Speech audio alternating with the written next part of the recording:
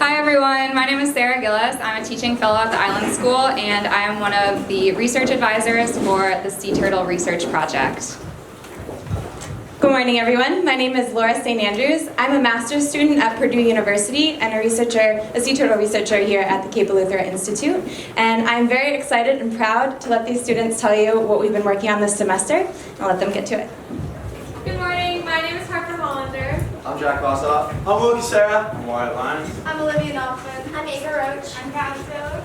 And I'm Jaden Thibodeau. On behalf of the Sea Turtle team, we are beyond excited to be able to share with you a little bit about what we've been doing all this semester. So our research study really addresses the impact of animal-borne cameras on juvenile green sea turtles here in Eleuthera. So unfortunately, it can be super easy to look past the harsh reality of endangered species, especially when they're so charismatic, beautiful, and easy to love, especially like juvenile green sea turtles. So here you can see a photo taken by my research advisor, Nathan, and it's just a plastic tube stuck in the nostril of a turtle. Sadly, this is a reality for a lot of individuals in marine wildlife globally, and it kind of just really stresses the importance of our impacts as marine researchers, but also humans with so much power in comparison to these small animals. So our research study really addresses this one question: how do animal-borne cameras impact the movement speeds and other natural behaviors of juvenile green sea turtles? And we really wanted our research to focus on three main points, the first being conservation. So how does our study have the ability to address a further question of really being able to understand our implications of researchers at the Island School and be able to find out a little bit more information about endangered species in order to protect them in the future. Secondly, we have the focus on ethics. So especially when dealing with endangered species in the wild, we really want to be able to find out how we can protect them, and we can study them to understand how our actions can impact their future. And finally, accuracy is the last main point we really want to focus on. So when using technology like animal-borne cameras, it can be really challenging to find out how the technology can really impact the behaviors of those turtles, and the deployment of those cameras can be altering the behaviors of those turtles. So we want to see how directly and specifically these camera deployments impact the behaviors and movement speeds to hopefully in the future develop better technology to support our research. So adding on to what Jaden said, green sea turtles are endangered, so that's why we're so lucky to be able to study them here in Eleuthera. And there are two main reasons why, even though they're endangered, there's a lot of them here. The first reason is that there's a lot of seagrass here in Eleuthera, and that's what green sea turtles like to eat the most. The second reason is that Eleuthera has very shallow waters, and the Bahamas does as well, and especially juveniles love to live in neritic or shallow waters. Now as they get older, they move out deeper into the ocean to avoid predators and they become more benthic, so that's why we do not catch as many older sea turtles. So we are studying how juveniles are affected by animal-borne cameras. We're studying this because turtle cams, or animal-borne cameras in general, can really be beneficial to the research of turtles and conservation. They can help us to show the behaviors of them in their natural habitat, see what they eat, how they behave, and how maybe we can protect them better in the future. So we are focusing on the drag that turtle cams may have on them, or also the behavior changes, because we want to make sure that turtle cams are going to be more beneficial than harmful in the future. So drones is the second part that comes to play here. We have the turtle cams on the backs of the turtles, and then we use drones to compare the turtle cams on the turtles versus off of them. So we have the drones fly above the turtles while the turtle cam's on them, and above them when the turtle cam isn't on them, and we assess the flipper beats and the drag to see if there really is a difference. Behavior analyses are commonly used by researchers and conservationists to provide basic information on wild animals. As researchers here at CEI, we want to understand the normal behaviors of a sea turtle, and we are using turtle cams to do so. Collectively, we have analyzed 9 turtle cams, resulting in over 40 hours of turtle cam analysis. This is very important for our research because it provides the specific behaviors of green sea turtles, and it shows what the normal behavior of a sea turtle looks like. While we analyze turtle cam footage, we ask the question of how does an animal-worn camera affect a juvenile green sea turtle? We ask this because we hypothesize that the normal behaviors of a sea turtle will be altered while there's a turtle cam mounted on its shell. The following 9 behaviors are what we've observed and considered normal behaviors throughout our turtle cam analysis. So first we have resting at the surface. Resting at the surface shows where turtles reside, and we can try to prevent boat traffic in these areas to prevent turtles from getting hit by boats. Then we have resting at the seafloor in the open and under substrate. And both of these say that turtles need open water and a confined space in order to rest. Crawling and digging both show normal behaviors of sea turtles, and it provides us with a glimpse into the life of a sea turtle. Social interactions provides us with population estimates of certain areas, and we can see if turtles are territorial animals. Swimming, feeding, and breathing all show us the normal behaviors of a sea turtle, but they tell us how often a turtle either swims, feeds, or breathes. So what you see here is an example of a turtle cam. To secure the turtle cam onto the turtle's carapace, we use a glue called epoxy in 3 locations. As the epoxy dries, we place a mesh piece with a loop attached to it in it. We are careful to use a minimal amount of epoxy to cause the turtle no effective drag while swimming. Additionally, the epoxy takes about 1 to 2 months to peel off the turtle and causes the turtle no harm. Another important aspect of the turtle cam is this metal piece called the galvanized time release. This metal is attached on one end to the mesh and on another to zip ties leading to the turtle cam to secure the camera. The galvanized time release corrodes after being underwater for about 3.5 hours, allowing the turtle cam to float to the surface where it can be relocated using a radio frequency transmitter. As you can see from this video, turtle cams give us an amazing first-hand view of how turtles are behaving.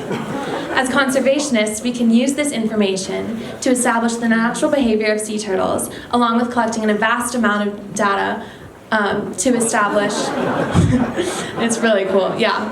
And we can use this to help enforce protection laws and rebuild the population of sea turtles.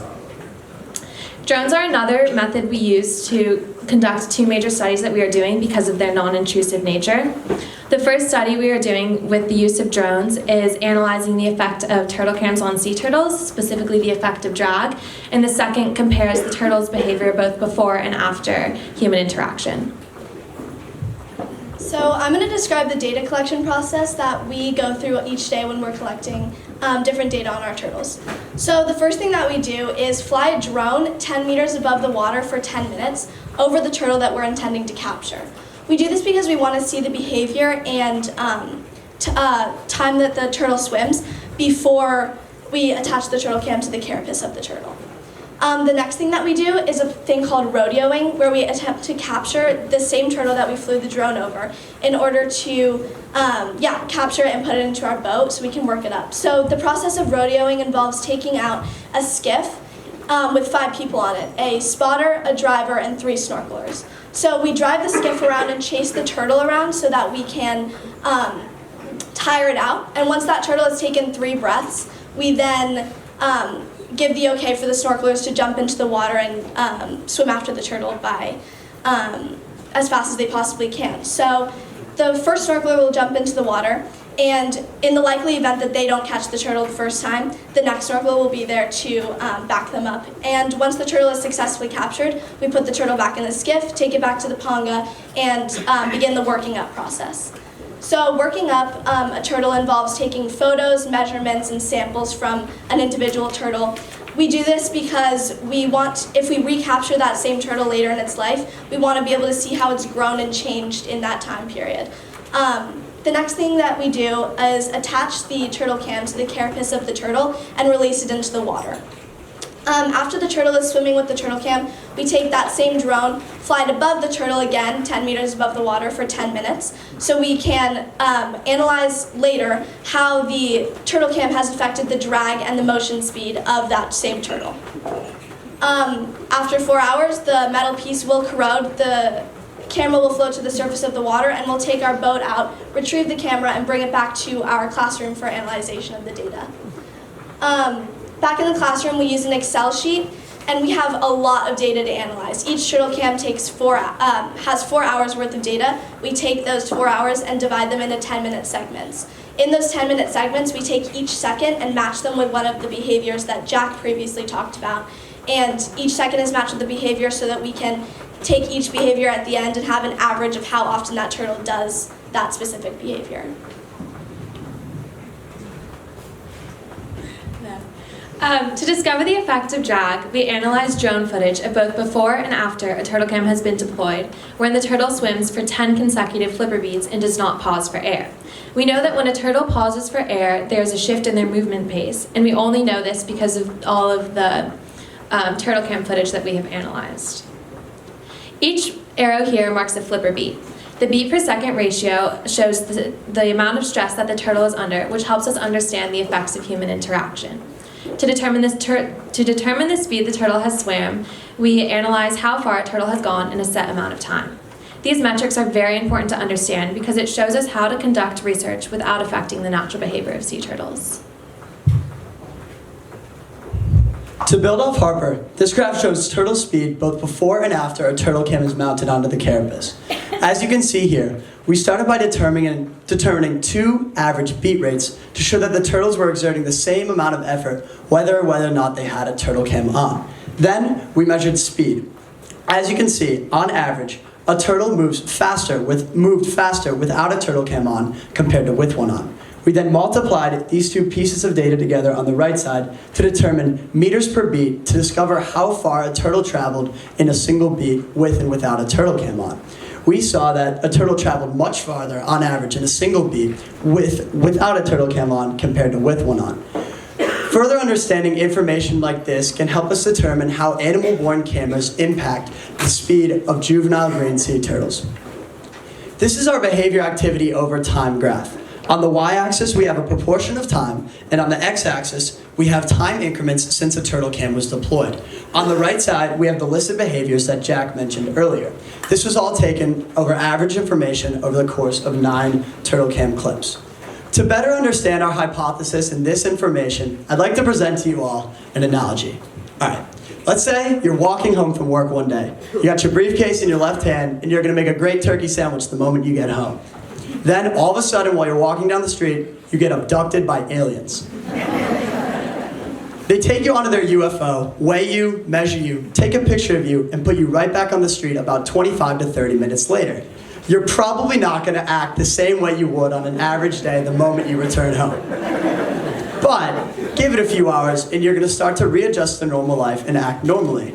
Bringing this back to turtles, we believe that the moment we set them back into the water after workup, they might be a little stressed. They might not act the exact same way as they normally would in a normal life. But as they readjust to the ocean, they're going to begin to display what we believe is their natural behavior.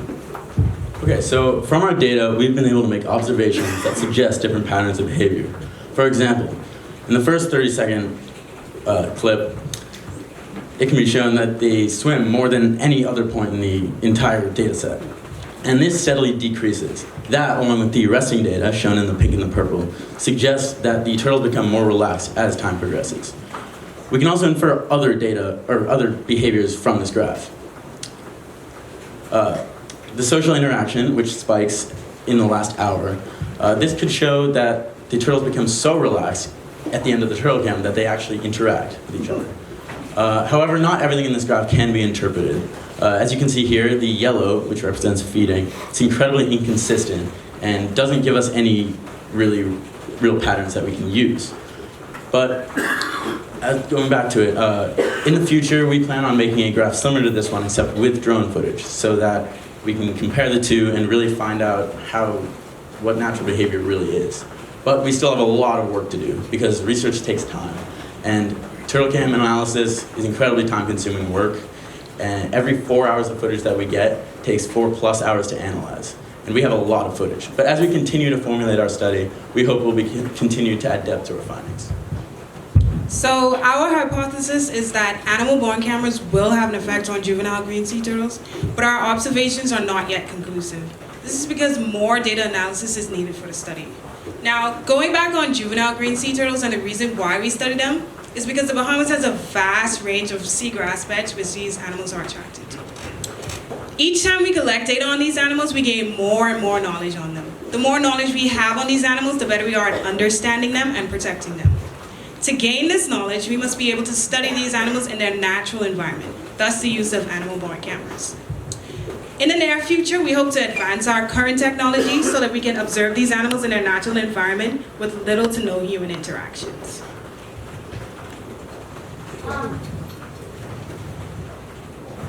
We'd like to say a really big thank you to our research advisors. They helped us so much.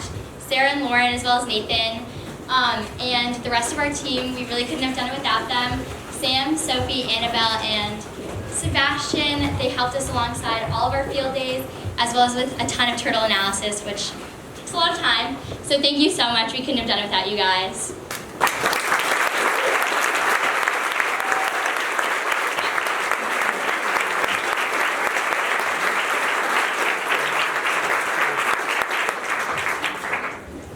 Such fun and fascinating research presentation. Thank you.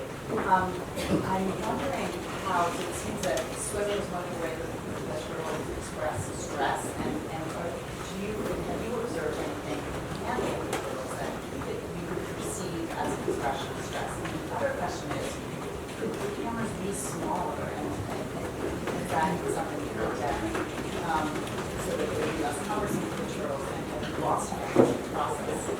Yeah, I can take that one. So the first question was, how do the, wait, could you repeat that? Yeah. So how have we seen stress firsthand in turtle research on field days?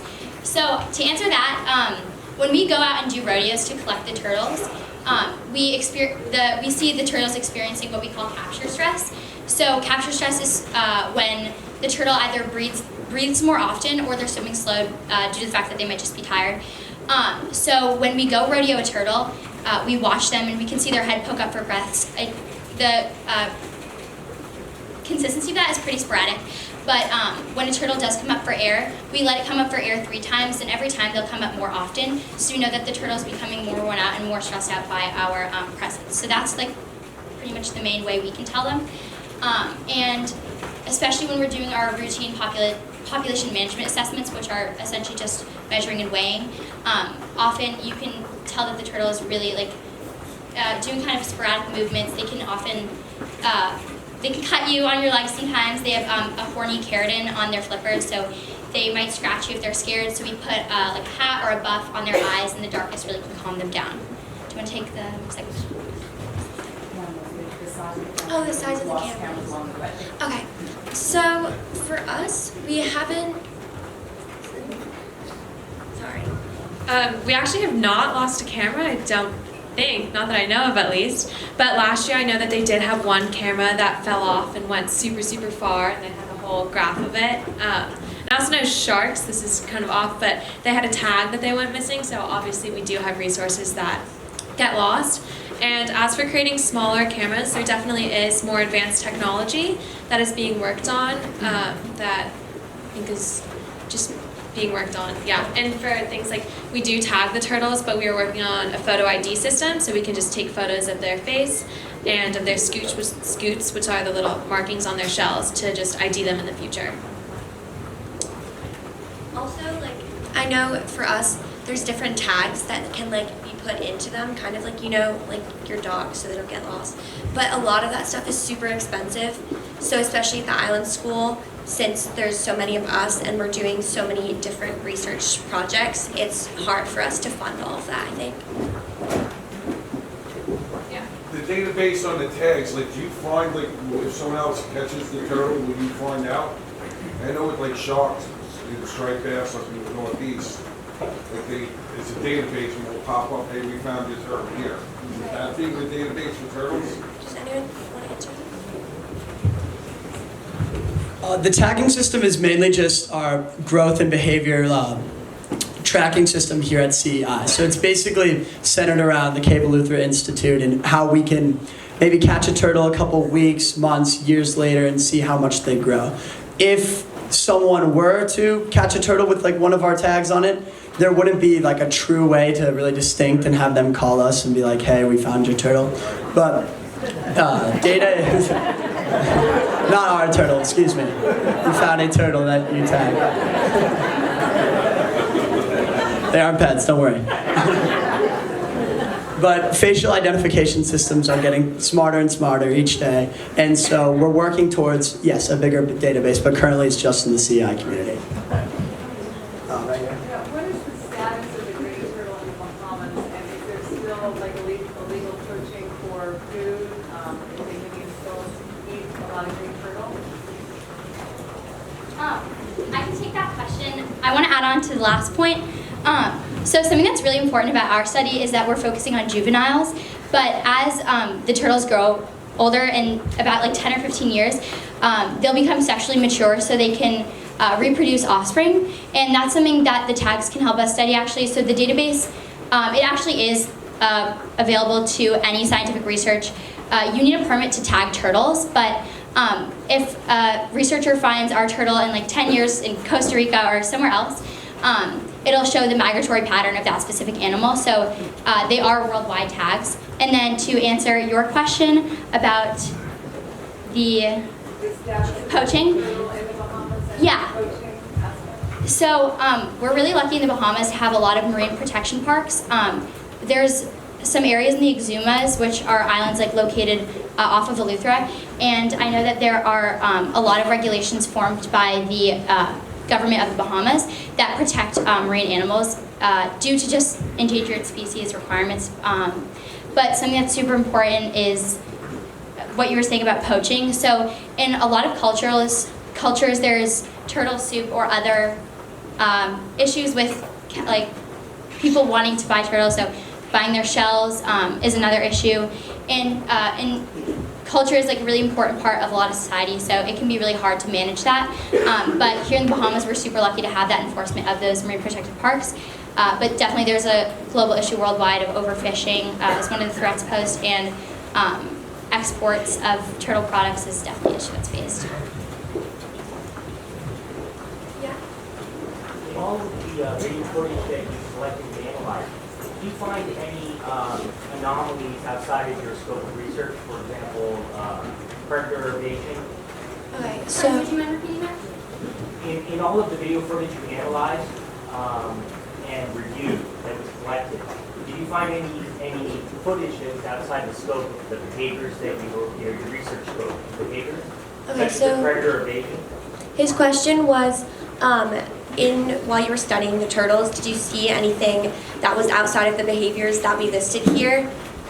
So Olivia, just.